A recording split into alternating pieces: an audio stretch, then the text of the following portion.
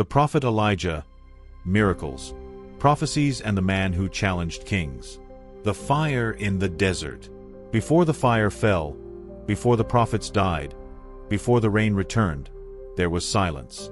A cruel, suffocating silence that echoed across the land. The people of Israel had forgotten their God.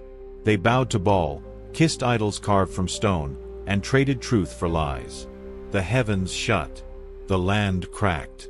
And the king, Ahab, sat on a throne drenched in corruption, guided by the whispers of his wicked queen, Jezebel. But deep in the wilderness, a man stood alone. His name was Elijah. No robes, no crown, just fire in his eyes and the word of the Lord in his mouth. He was a prophet, yes, but not like the others. Elijah didn't beg for favor. He declared judgment. He didn't ask permission. He confronted evil. And his first words were not of comfort, but a curse. As the Lord lives, there shall be neither dew nor rain these years, except by my word. And with that, the skies closed. This wasn't just drought. This was war. A war between Yahweh and Baal, between light and darkness, between a lone prophet and an empire. Elijah vanished into the desert. But his legend had just begun. Ravens, widows, and resurrection. As the nation withered under divine drought, Elijah hid by the brook Cherith. No royal food. No priestly luxury. Just water and ravens. Yes, ravens. The ravens brought him bread and meat in the morning, and bread and meat in the evening. God fed his prophet through unclean birds, because when you're chosen, provision doesn't follow protocol. But even the brook dried up. So God sent Elijah to a widow, a starving woman preparing her final meal. Elijah asked for it. She hesitated, but obeyed. And the jar never emptied. Every day, flour and oil flowed supernaturally. A miracle born from obedience and desperation. But the real test came next. The widow's son died. Her only hope, gone. She blamed Elijah. She blamed God. But Elijah didn't argue. He carried the boy to the upper room, cried out to heaven, and stretched himself over the lifeless body. 3 times he prayed. 3 times he wept. And on the third cry, life returned. This wasn't just compassion. It was a foreshadowing. Elijah was more than a prophet. He was a vessel of resurrection. But the real fire was still ahead. And it would fall on a mountain soaked in blood and fear. The altar of fire. 3 years passed. The famine strangled the land. Baal's prophets danced and cut themselves. Jezebel hunted the faithful. And Ahab grew desperate. Then Elijah returned. Go, gather all Israel to Mount Carmel, with the 450 prophets of Baal. A national showdown. The rules were simple. 2 altars. 2 sacrifices. No fire. Whichever God answered by fire, he was the true God. Morning to evening, Baal's prophets screamed, bled, and begged. Nothing. Then Elijah stepped forward. 1 man. 1 prayer. But first, he rebuilt the altar of the Lord. 12 stones. A trench. Water again and again, until the sacrifice was soaked. Then Elijah prayed, answer me, Lord, so these people will know that you are God. Fire fell. Not a spark. A consuming blaze. It devoured the sacrifice, the stones, the water, the dust, everything. The people fell face down. The Lord, He is God. Elijah turned. The prophets of Baal were seized. Every last one, executed. It was divine justice. It was spiritual war.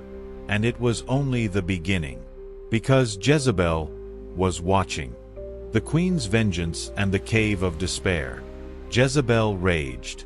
Her prophets were dead. Her pride scorched. And her threat echoed through the palace. By this time tomorrow, you will be dead, Elijah. The man who called down fire ran. He fled into the wilderness. Shattered, afraid, undone. He begged God, take my life. Even prophets break. He collapsed under a broom tree, ready to die. But God didn't rebuke him. He sent an angel with food and water. Twice. Elijah ate. He slept. And then he journeyed 40 days and nights to Mount Horeb, the mountain of God. In a cave, he cried out, "I have been zealous, but I am alone." Then God spoke, not in wind, not in earthquake, not in fire, but in a whisper. The same God who sends fire also speaks softly. And he told Elijah, "You are not alone. 7,000 have not bowed to Baal." The prophet who felt forsaken was part of a hidden remnant. Because in every generation, God hides warriors in plain sight. Elijah rose, renewed, ready. But his mission was far from over. The oil, the fire, and the ascent. Elijah returned, fiercer than ever. He anointed kings. He confronted injustice. He cursed wicked dynasties and watched dogs lick up royal blood. He found a successor, Elisha, plowing in a field. He threw his cloak over him. A silent transfer of destiny. But time was running out. A moment came when Elijah knew God was about to take him. He and Elisha walked, city to city.